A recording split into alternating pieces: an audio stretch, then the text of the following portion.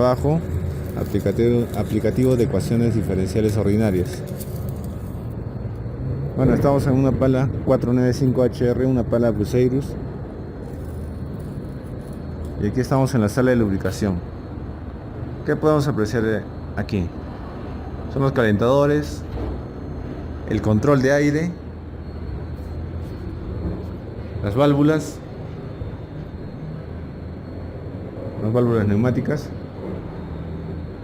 reguladores, bombas de grasa neumáticas, depósito de grasa. La viga, esta es la viga, el tecle, un tecle eléctrico. Bueno, a continuación vamos a ver la función que tiene la viga con el tecle eléctrico. La función principal es levantar peso. Bueno, ¿qué peso? El peso justamente de estas bombas neumáticas. Bueno, estas bombas neumáticas son unas bombas Lincoln. Bueno, y lo que hacen es bombear grasa, ¿no? Puede ser grasa OGL o MPG. La OGL sirve para engranajes abiertos y la grasa MPG para engranajes cerrados o multipropósito.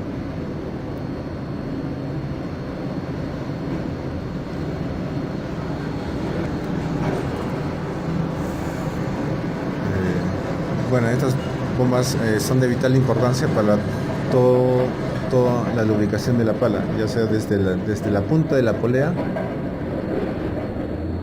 hasta la parte más inferior, que bueno, son los rodillos inferiores. Bueno, aquí se puede realizar el cambio gracias a este tecle con la viga. Esta viga nos ayuda también como un riel para este tecle, ya que se puede desplazar por el mismo.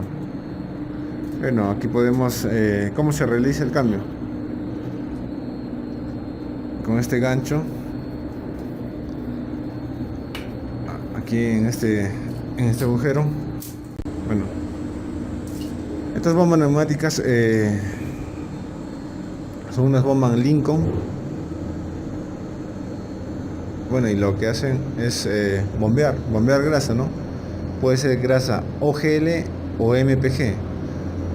La OGL sirve para engranajes abiertos y la grasa MPG para engranajes cerrados o multipropósito.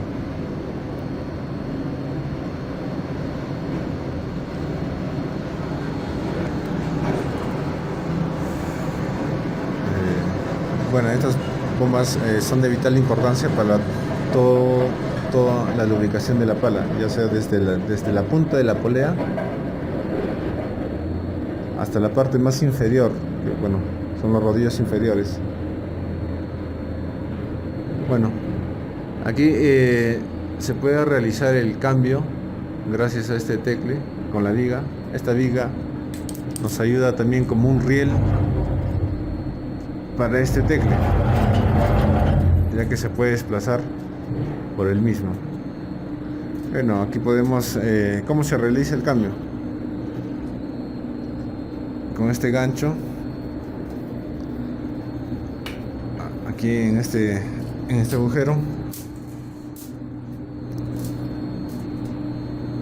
Se retira y se manda hacia abajo, y ahí es donde cogemos la otra bomba y la traemos aquí.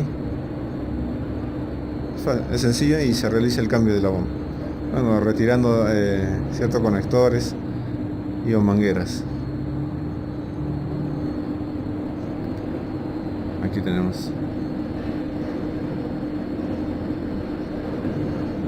Ahora, el propósito de este trabajo es ver cuánto puede deformarse o flexionar la viga con el peso de estas bombas.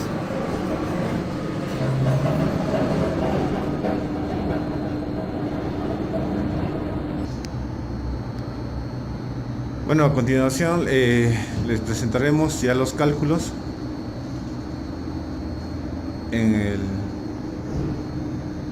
los cálculos de la deformación de la viga.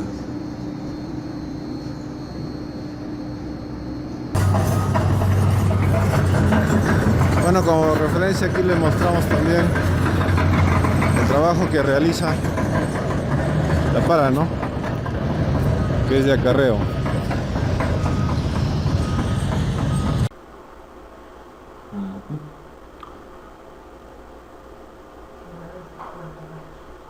¿No?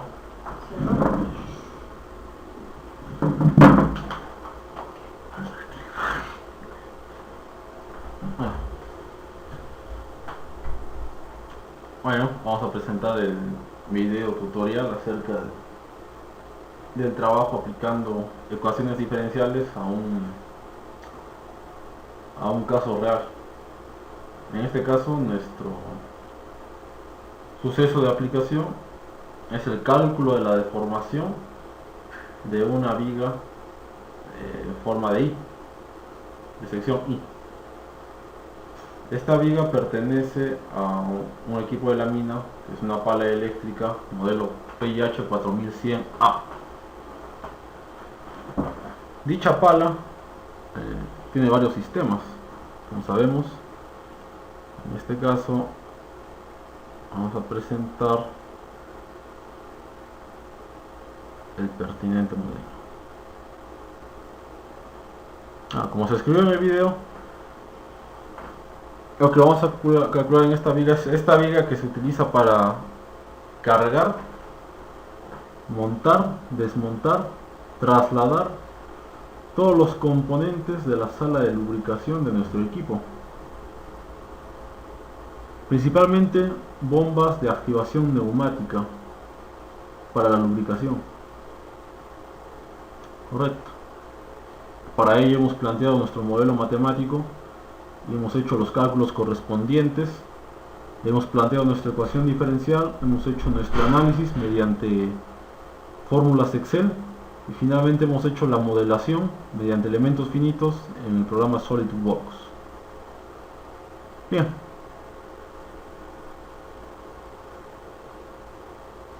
Como se vio en el video de presentación de la viga, que se mostró en la primera parte, hemos procedido a diseñar, a modelar ese elemento estructural en SolidWorks. Aquí podemos ver que está toda la viga. Hemos tomado sus dimensiones, que son 180 pulgadas de largo, y tiene un canal en I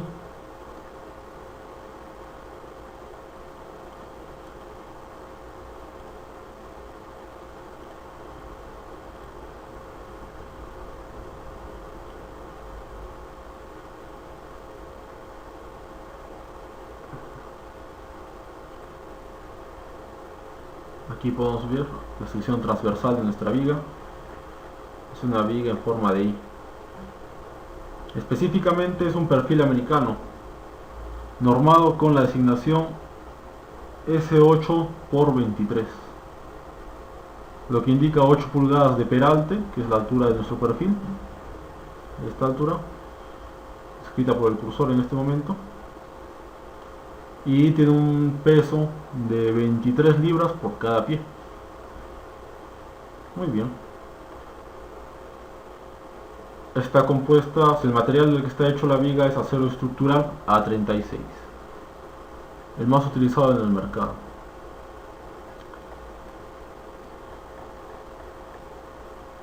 Bien. ¿Qué más? Nuestra viga está siendo apoyada en dos puntos. El primero es un acoplamiento semirrígido mediante pernos a la estructura principal de nuestra pala. Estos huecos representan los pernos en los cuales se ancla la viga a la estructura principal.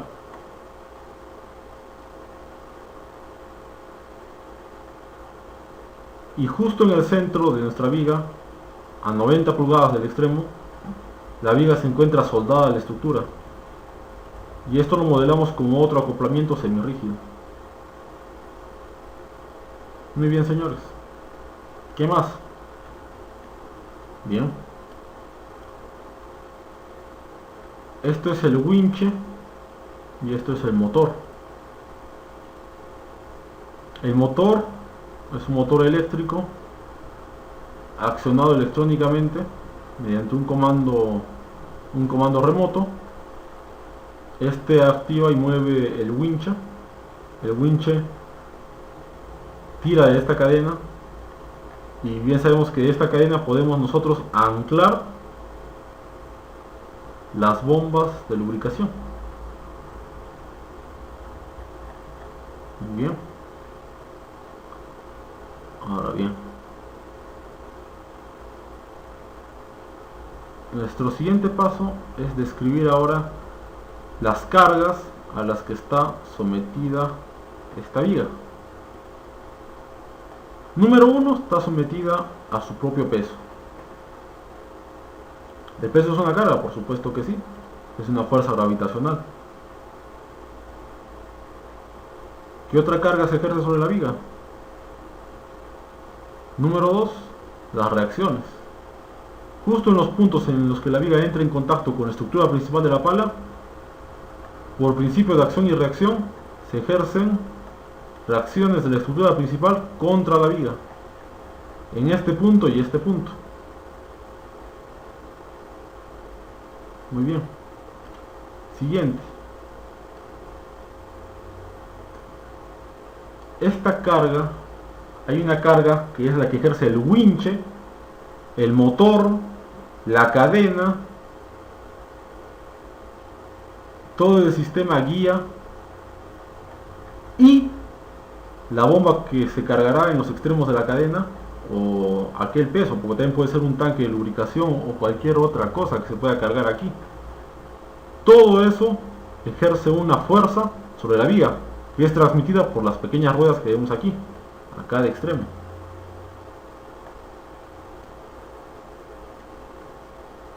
Ese peso lo podemos calcular porque sabemos cuánto es aproximadamente el peso del winche, el peso del motor, el peso de la bomba que se va a sostener, y es más, le podemos agregar un factor de seguridad en caso de que tengamos una carga mayor todavía. De esa manera calcularíamos la deflexión máxima que experimenta nuestra viga. Pero hay que tener cuidado. Sabemos que en el concepto de cargas hay cargas que se modelan como cargas muertas, como cargas dinámicas, como cargas vivas. En este caso, el peso es una carga muerta, porque es invariable en el tiempo e invariable en su posición. Siempre va a ser el mismo sobre la viga, no va a cambiar. Estamos hablando del peso de la viga. Las reacciones que se ejercen en cada extremo son fijas en su posición, pero pueden ser cargas vivas, pueden variar. ¿Por qué? Porque esto de aquí, el winche, no está fijo, sino que se puede mover a lo largo de toda nuestra viga. Eso hace que se modele como una carga móvil, una carga dinámica, lo que dificulta el cálculo de la deflexión máxima de nuestra viga, como tenemos una combinación de cargas estáticas y de cargas móviles. Muy bien. Dicho esto, pasamos a describir el comportamiento elástico de nuestra viga. Bien. Para hacer nuestro cálculo de deformación de la viga, tenemos que hacer ciertas suposiciones, necesariamente. 5 básicamente. 1. Al momento de experimentarse la deformación, las secciones planas de la viga inicialmente planas permanecerán planas.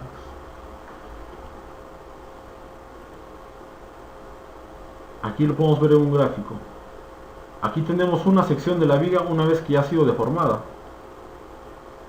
Aquí al costado tenemos la viga, en caso de un ejemplo, una viga que está empotrada y que luego de experimentar cierta carga se deforma, se arquea. ¿Qué quiere decir que las secciones planas permanecen planas? Si esto lo llevamos a una ampliación, aquí en el lado derecho, vemos que la sección que era inicialmente plana, ¿qué es lo que ha hecho realmente al momento de deformarse? Solamente se ha trasladado en un arco de circunferencia. Esto quiere decir que esta sección que era plana sigue siendo plana, solamente ha rotado. ¿Por qué es necesario modelar esto de esta manera? Porque de esa manera nos aseguramos de que la curva que representa la deflexión sea una curva suave y no una curva que tenga discontinuidades a lo largo de esta, que en la vida real puede llevarse a cabo, pues llegaríamos a un análisis más complejo. En este caso, por simplicidad, decimos que simplemente se representa una curva suave, lo cual es válido siempre y cuando represente unas condiciones homogéneas del material, o que es una sección cuasi uniforme de toda la viga en cualquier punto, y que tenga propiedades isotrópicas, ¿no? Que no varíen de acuerdo a la dirección de un punto a otro punto de la viga, sino que sean las mismas en cualquier punto. Si asumimos todo eso, podemos aceptar de que las secciones que inicialmente eran planas seguirán siendo planas después. ¿Correcto? Ahora bien, segunda suposición, el material es homogéneo y obedece a la ley de Hooke. Como sabemos, en un caso ideal, el material debe ser totalmente homogéneo a lo largo de toda la viga, lo cual rigurosamente no es cierto. ¿Por qué? Porque puede haber y siempre hay imperfecciones durante el proceso tecnológico, o sea, el proceso de fabricación o la manufactura. Dependiendo de la calidad de la manufactura, se tendrá un mejor material. Pero inclusive teniendo el mejor material, nada nos asegura que no haya pequeñas imperfecciones dentro de este. Pequeñas porosidades. Basta que exista una pequeña porosidad en un diminuto punto dentro de nuestra viga para que no se considere un material homogéneo. Pero puede que esta pequeña imperfección sea tan pequeña que aproximadamente sí, ¿no? En nuestro modelo lo consideremos así, un material uniforme. ¿Y esto qué conlleva? Que el material uniforme, ¿qué debe tener? Básicamente la densidad y la resistencia máxima a la tracción, el módulo de Poisson, la resistencia máxima al corte, la ductibilidad, la resiliencia, todas estas propiedades, y la dureza también obviamente, sean iguales en cualquier punto de nuestra viga, aproximadamente. Correcto. Eso nos ayudaría a modelar lo mismo, una curva elástica suave, y haría nuestro cálculo más simple. Ahora, tiene que obedecer la famosísima ley de Hooke. La ley de Hooke, como sabemos, relaciona dos conceptos importantes en la resistencia de materiales, básicos. Relaciona el esfuerzo y la deformación. Cualquier esfuerzo aplicado a cualquier cuerpo va a hacer que éste se deforme. Eso es básicamente lo que consiste la ley de Hooke. Ahora, pero la ley de Hooke establece algo más, ya en un sentido más matemático. Nos dice que la deformación es directamente proporcional al esfuerzo.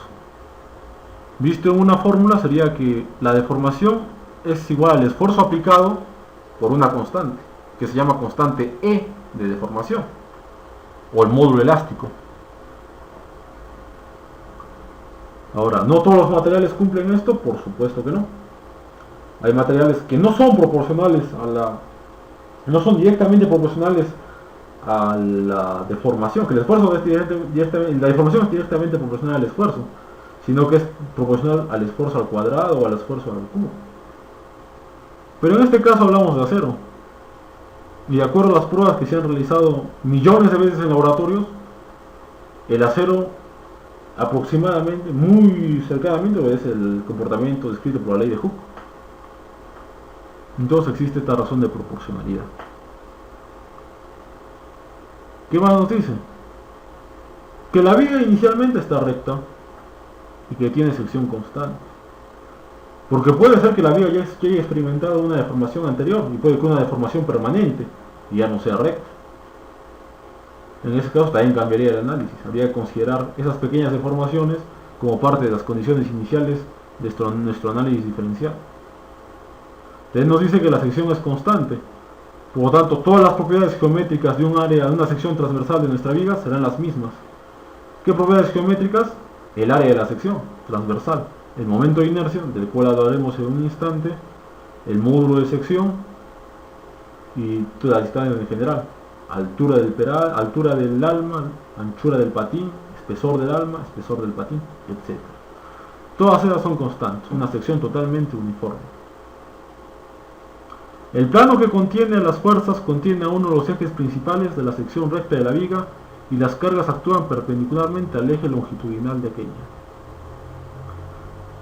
Una consecuencia de esa suposición es de que nuestra viga solamente estará sometida a flexión, porque visto en un plano general, nuestra viga podría estar sometida a consideraciones tanto de flexión, de torsión, de tracción, de compresión, de cortante, de aplastamiento, etc. ¿Cómo nos aseguramos de que nuestra viga solo esté sometida a flexión? Pues simplemente la carga que se aplica sobre la viga, la resultante de la carga, debe pasar por el centro de gravedad de la misma. En este caso, el cual describimos a continuación, tenemos nuestra sección en forma de I, nuestro perfil estándar.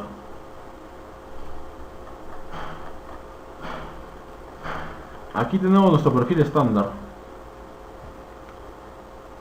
Tenemos D, que describe la altura total o llamado peralte.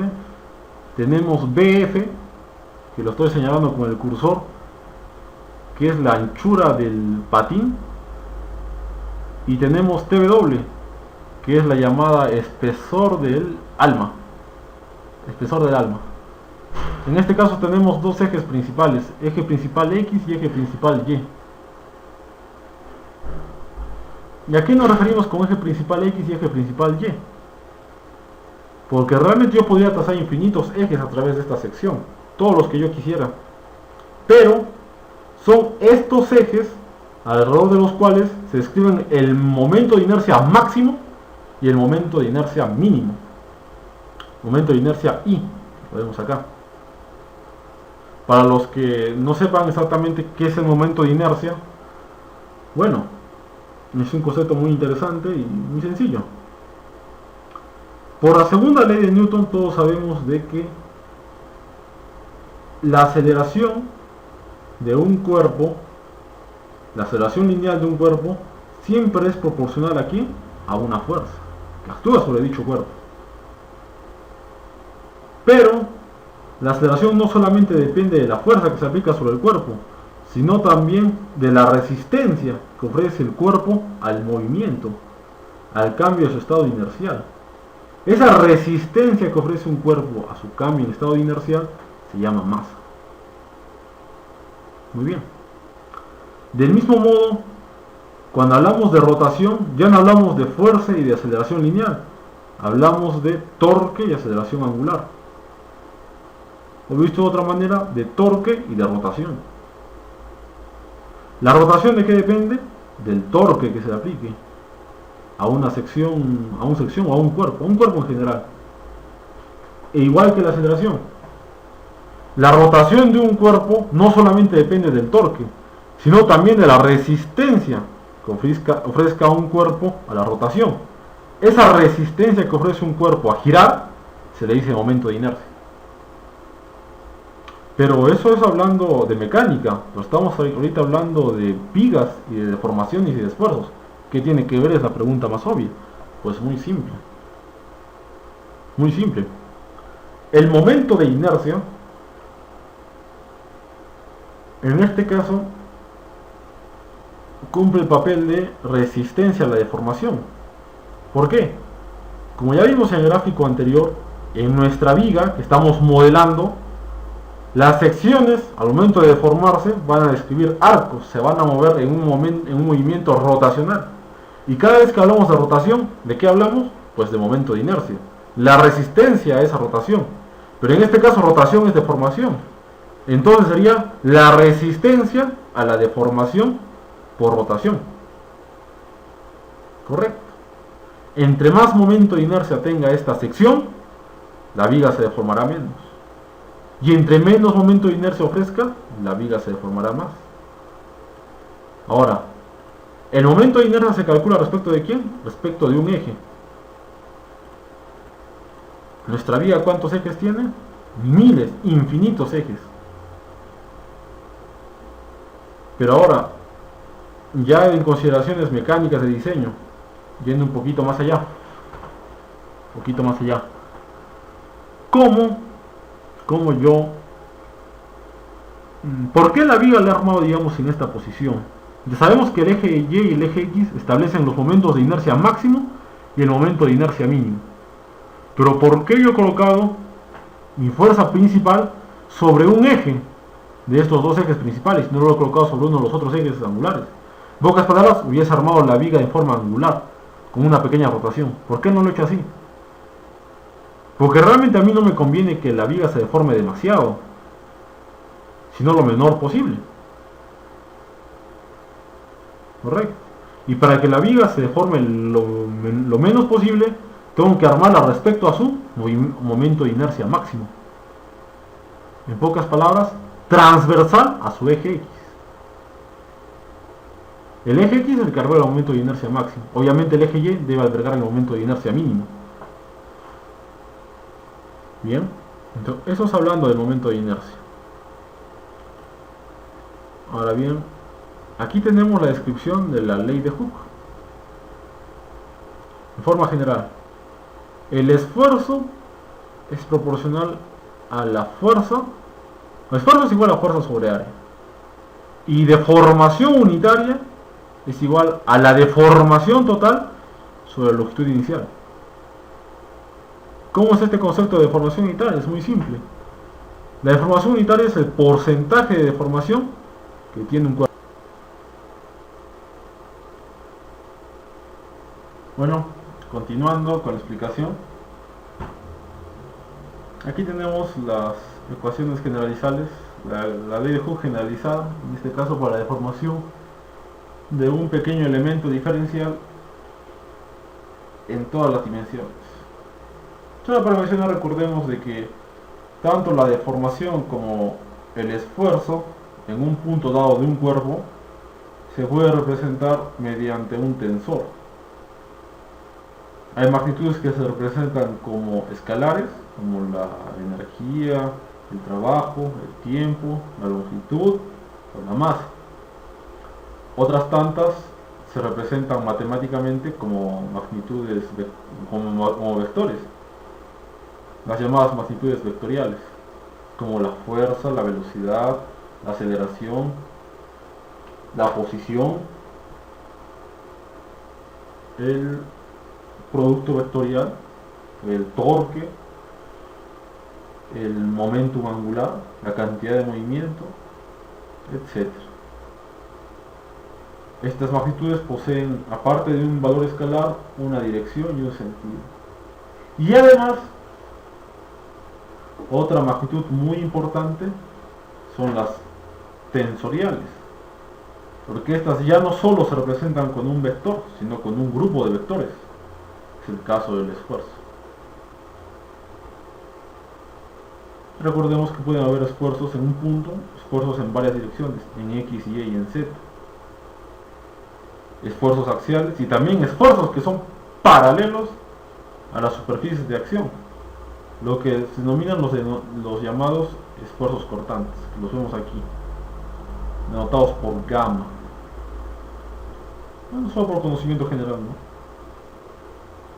Aquí tenemos la representación de un tensor de esfuerzo y la representación de un tensor de deformación. Bien. Ahora, ¿qué modelo matemático vamos a utilizar para calcular la deformación de nuestra viga? Pues simple. Nos vamos a valer de simplemente propiedades matemáticas conocidas, como son el radio de giro y solamente el radio de giro. Matemáticamente podemos saber cuánto es el radio. ¿Y qué es el radio de giro? es la distancia que tiene esta sección que va a girar a su centro de giro, que está en un punto en el espacio. Ese recorrido llamado θ es lo que denominamos deformación o pendiente, ¿no? Mediante el uso de proporcionalidad en triángulos, aquí lo vemos en el cuadro blanco, voy a ampliar un poquito, podemos hallar una expresión equivalente que relacione el radio de giro y la tangente de este ángulo que se forma.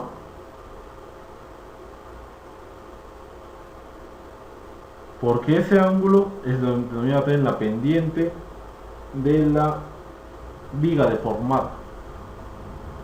¿Sí? Haciendo nuestros reemplazos matemáticos correspondientes, llegamos a la conclusión de que la segunda derivada de y, recordemos que y es la distancia vertical o la deflexión de la viga en un punto dado de la viga respecto de la distancia horizontal, es igual a 1 sobre el radio de giro. Sacando el equivalente del radio de giro matemáticamente, llegamos a la conclusión de ¿qué? De que ese radio de giro depende básicamente de una sola cosa, del momento, no, depende de tres cosas: del momento flector. Recordemos que las deformaciones no ocurren así por así. Cualquier deformación de un cuerpo es producto de la acción de una fuerza, o más que una fuerza, un esfuerzo que ha actuado sobre el cuerpo. Y los esfuerzos lo pueden dar dos cosas: o las fuerzas que generan deformaciones de tipo lineal, como es el caso de la tracción o la compresión, o deformaciones de tipo angular, como es el caso que producen los momentos flectores. Aquí vemos que cada lado de este pequeño elemento de nuestra viga ya deformada actúa un momento. Este momento flector es el que hace efectivamente que la viga se deforme de esta manera curva. Aquí está E. ¿De qué más depende el radio de giro? ¿De qué más podría depender? De que una viga se deforme más o se deforme menos, tenga más curvatura o menos curvatura. Ya lo hemos visto antes. De dos cosas más: una, de cómo está, cuál es la resistencia que tenga la viga a ser deformada. Y esa resistencia que tiene a ser deformada depende de dos cosas: una, de la sección, porque ya vimos que una de las propiedades más importantes de la sección de nuestra viga es el denominado momento de inercia. El momento de inercia es el esfuerzo o la resistencia que ofrece una sección plana a girar, en este caso a flexionarse. Ese momento de inercia se puede calcular matemáticamente mediante una fórmula de integración muy conocida, o lo podemos sacar de tablas, porque estos perfiles, al ser perfiles estándar, tienen ya todas sus propiedades consignadas en tablas.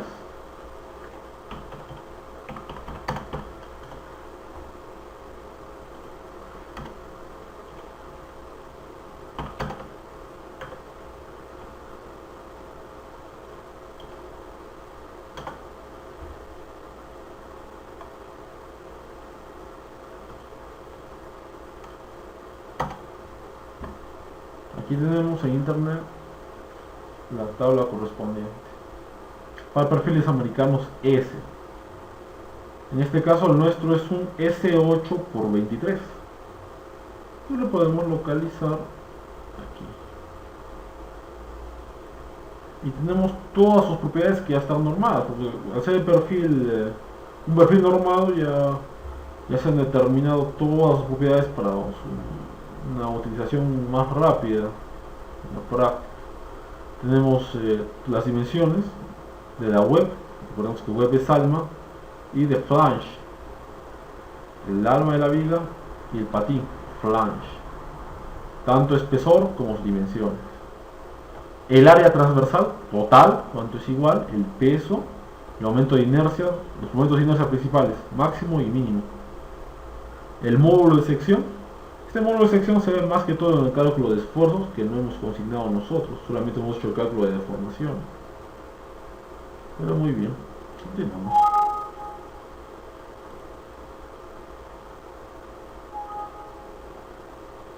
Bien.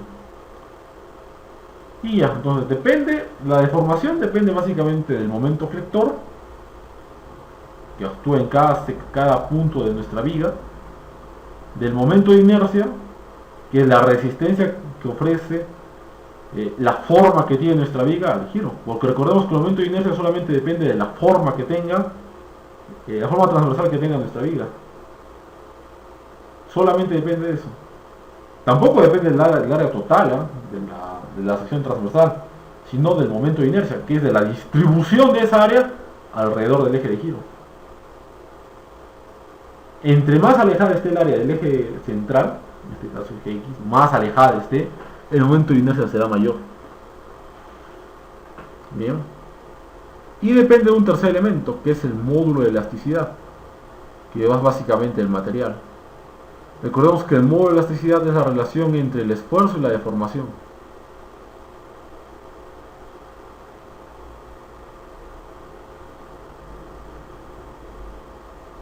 Recordemos que entre más alto sea el módulo de elasticidad, menor será la deformación.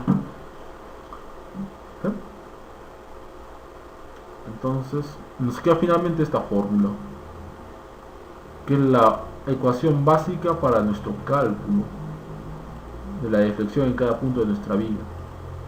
La segunda derivada de la deflexión o flecha respecto de la posición X en cualquier punto de nuestra viga es igual a m, momento flector que actúa en ese punto, sobre módulo de elasticidad por momento de inercia.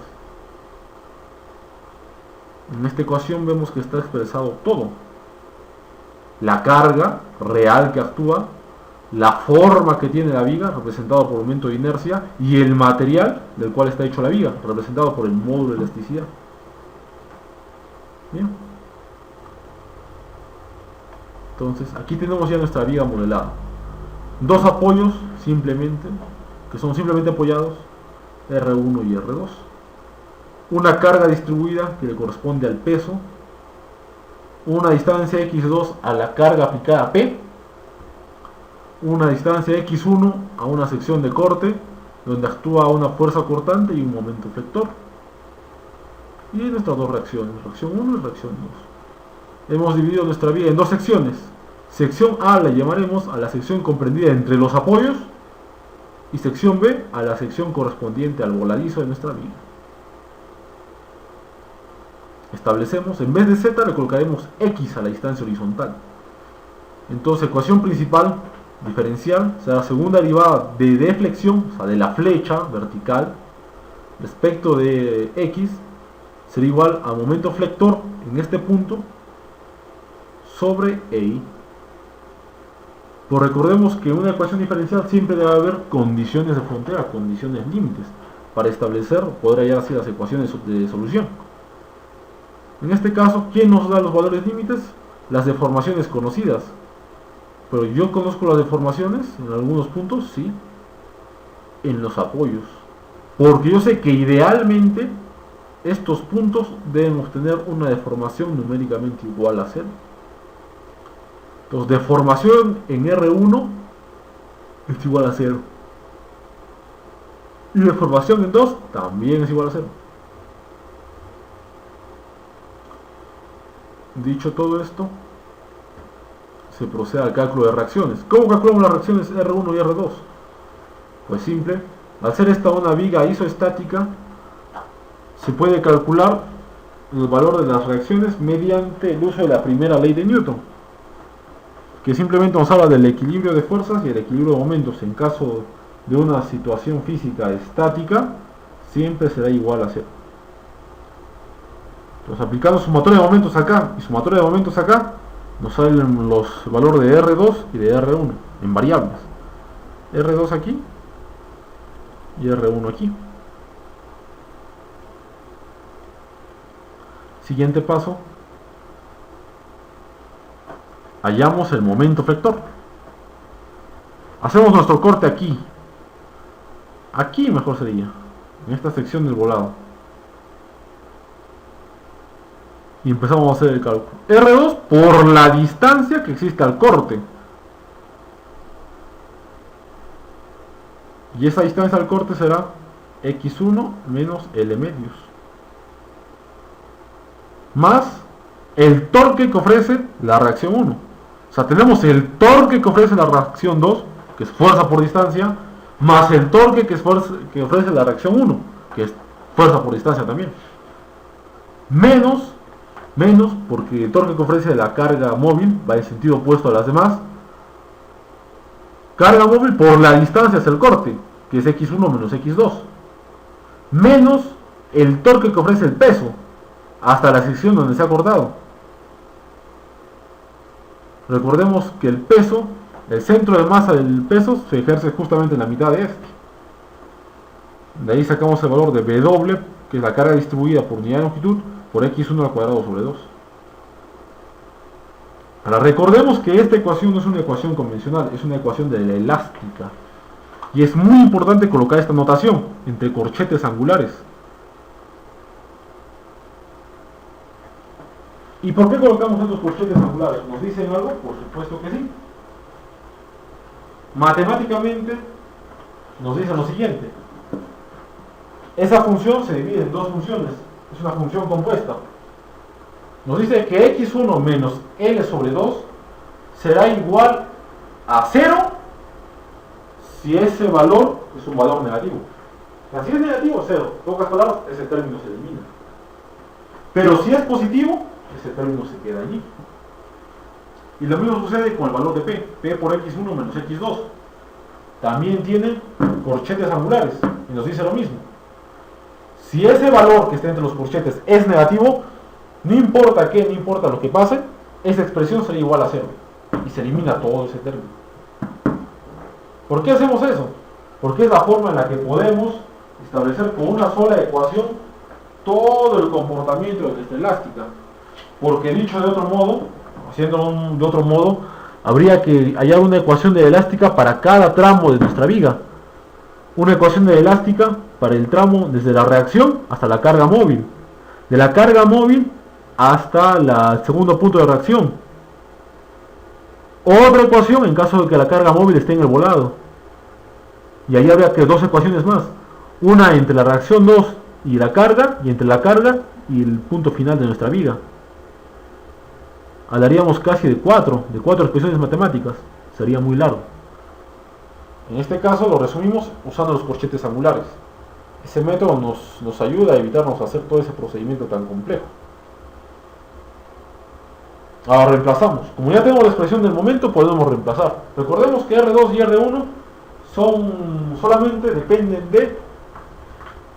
A ver, recordando aquí. R2 depende de W, que es la distribución del peso de la viga, que es una constante.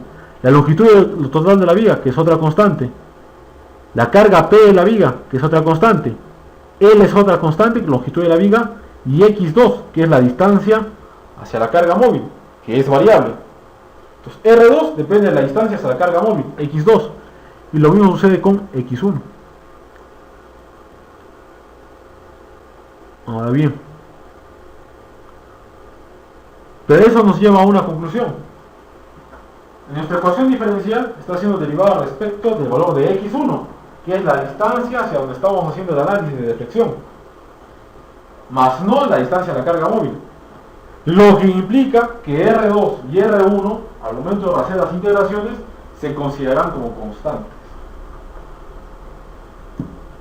Entonces, pasamos el primer diferencial, diferencial de X1.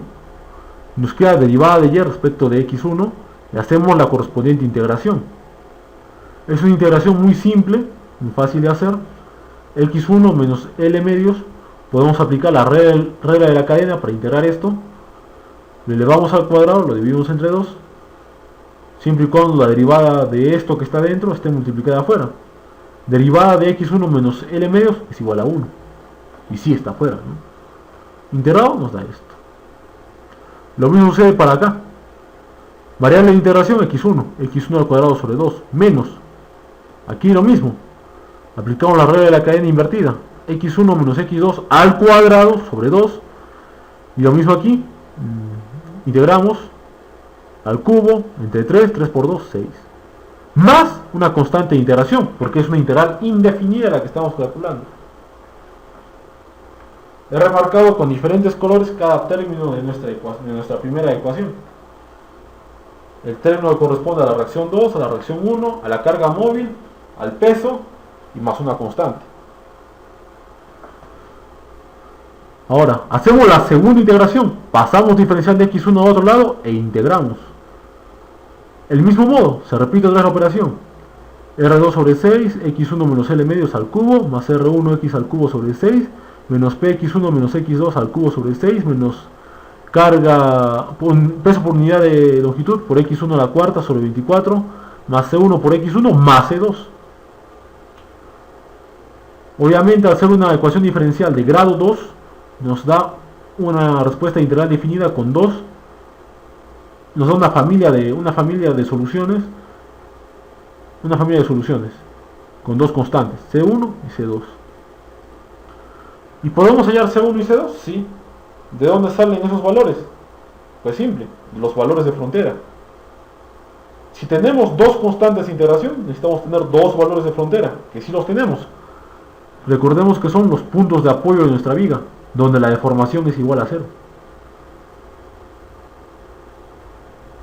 Entonces, para y igual a 0, la deformación es igual a 0. Reemplazamos. Donde había y es igual a 0, porque es la deflexión que hay en ese punto. Y x1, punto de análisis es igual a 0. 0 menos L medios, obviamente va a ser un número negativo. Y como sabemos que por corchete angular y la función compuesta que representa, un número negativo elimina automáticamente toda la expresión.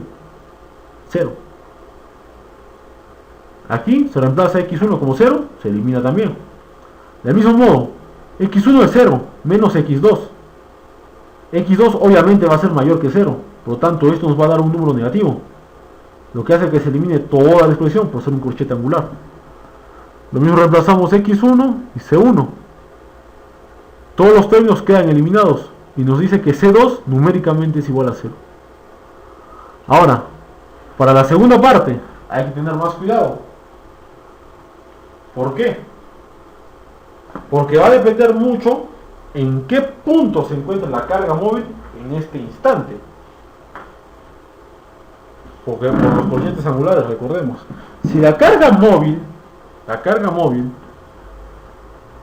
ahorita se va a encontrar en L medios, pero si la carga móvil está más allá de x2, como habían dicho, si x2, claro, uno sabía que la carga móvil está más allá de la mitad de la viga y otro que está antes de la mitad de la viga. O sea, este punto P está aquí entre los dos apoyos o está aquí en el volado. Para un caso, en este caso cuando se encuentra antes de la segunda reacción, solamente se eliminaría el primer término y todos los demás permanecerían así, porque este L medios menos x2 nos daría un número positivo, no hay por qué eliminar este término. Haciendo el despeje necesario y correspondiente nos queda que C1 es igual a toda esta expresión, que es un poquito largo, pero ahí está. Y lo mismo pasa cuando x2 está más allá de la mitad de la viga. Tachamos obviamente ambos componentes y nos queda esta expresión. ¿Ambos son válidos? Sí, depende más bien de qué sección de la viga hablemos. Cuando, repitiendo una vez más, cuando la carga móvil se encuentra antes de la mitad de la viga, antes del segundo apoyo, la constante 1 tiene este valor, y cuando se encuentra después del apoyo, la constante 1 tiene este valor. Entonces tenemos nuestras dos curvas solución. Muy bien. Reemplazamos el valor de las constantes C1 y C2 y tenemos nuestra ecuación de la elástica en función de nuestras variables. Aquí ya lo he reemplazado con el valor de R1 y R2 y nos resulta toda esta ecuación.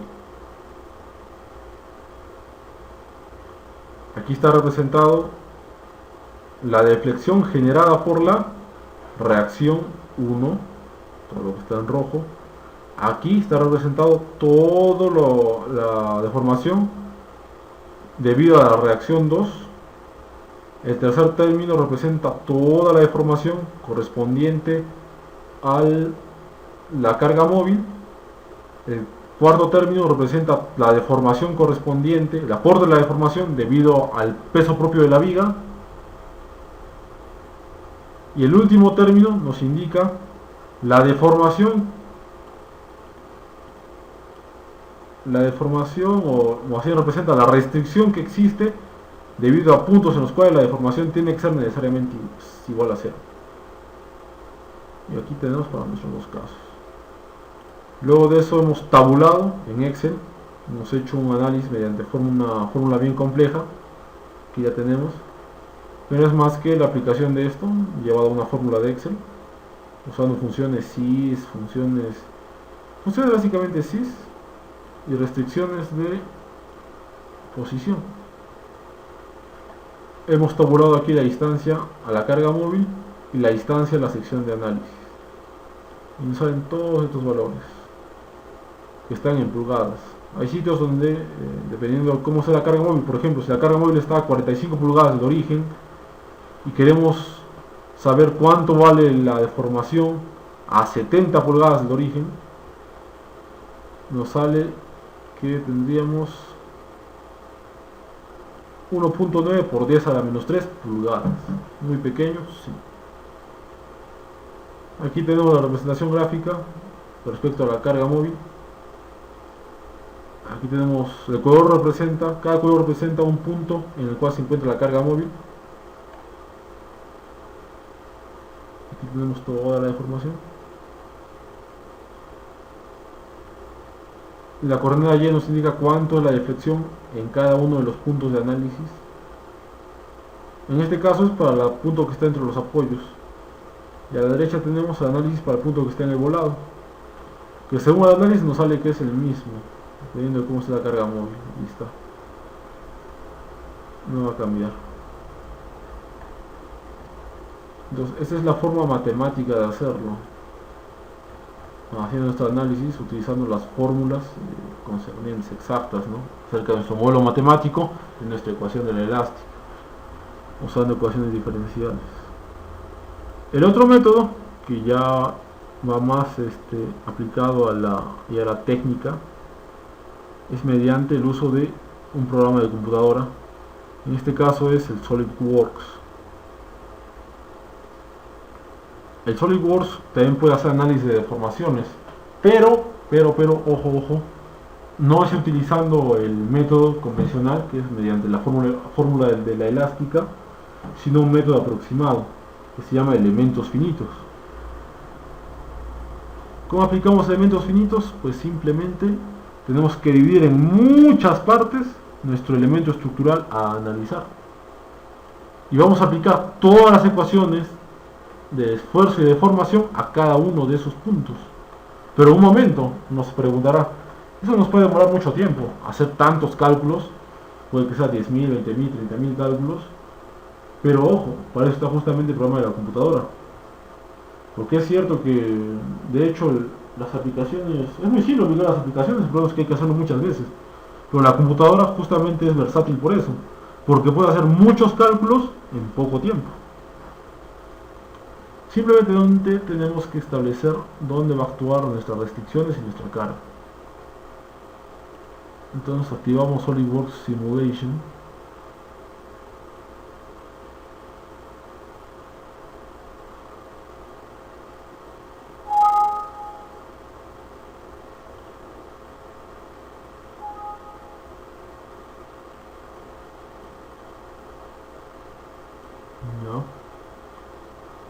Colocamos que vamos a hacer un nuevo asesor de estudios, un nuevo estudio. ¿De qué tipo?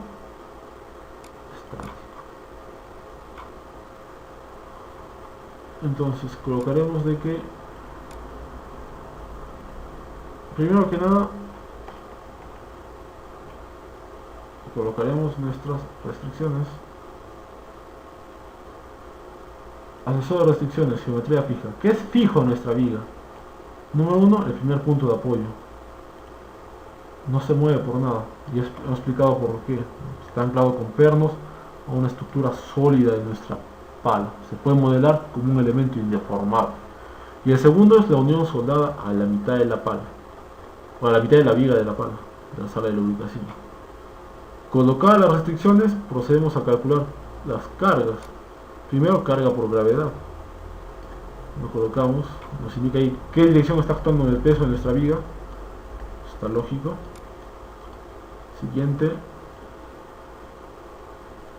Colocamos ahora las demás cargas, que sería en este caso la carga móvil. Lo colocaremos en su punto más crítico, que según el análisis mostrado en Excel, es al centro y al final del volado.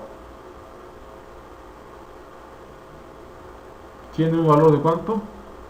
Hemos calculado para 200 kilogramos, peso máximo, lo que indica un valor de 2000 newton aproximadamente. Bueno, si usamos el valor de 9.8, que es un valor más exacto de la gravedad, nos saldría que es 1960 newton. 1960 newton es la carga que actúa justo ahí en medio de la viga. Aceptamos. Ahora tenemos que mallar nuestra estructura. Entre más fina sea la malla, obviamente los resultados serán más exactos, pero también el tiempo de ejecución de cálculo de nuestro análisis va a ser mayor al normal. Necesariamente, pues sí, va a ser mayor que normal. Entonces colocamos, como es una viga simple, no hay mucha estructura a su costado, le vamos a dar una malla bien fina.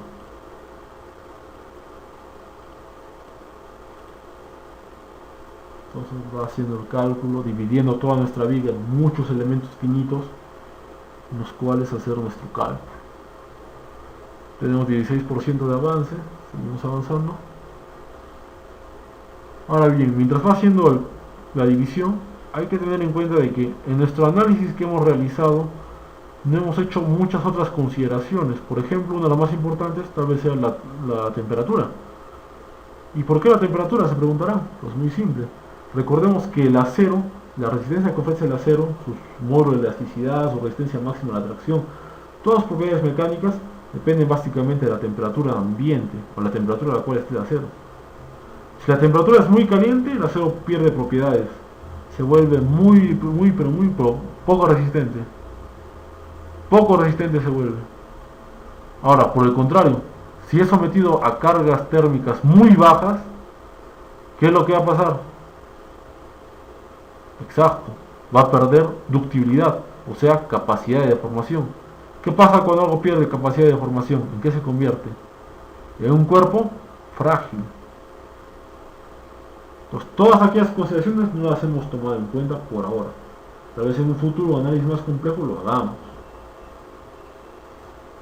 Bien, ya está mallado. Nos acercaremos un poco a nuestra viga. Y aquí tenemos cada uno de los elementos a los que se ha hecho alusión.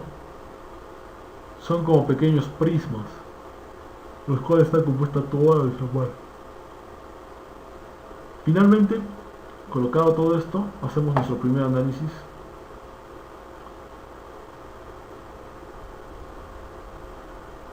Va solucionando el problema de nuestros elementos finitos. Mientras va realizando esto, les cuento de que es uno de los programas más utilizados SolidWorks, cuando es el único para hacer el cálculo de deformaciones. Tenemos el SAP 2000, que también usa el modelo de ecuaciones que hemos utilizado para el programa Excel, con un poco más de exactitud, pero una menor presentación en la calidad de los trabajos que se hacen de SAP, ¿no? Mira su entorno gráfico. Bien, entonces aquí tenemos de que la deformación máxima se ha experimentado justo en el volado, cuando la carga máxima está cuando la carga puntual está aplicada en el centro. ¿Cuánto es la deformación unitaria máxima?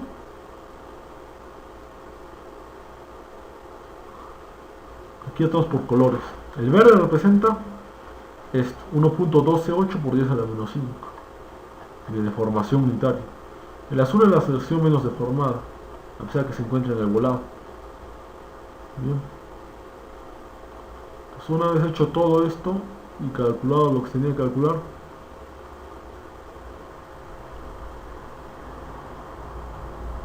Pasamos a hacer el segundo análisis.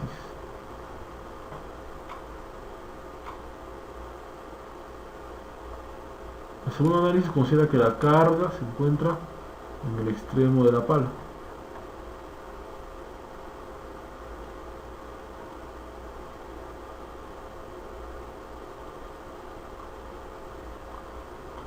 Tenemos aquí el desplazamiento unitario.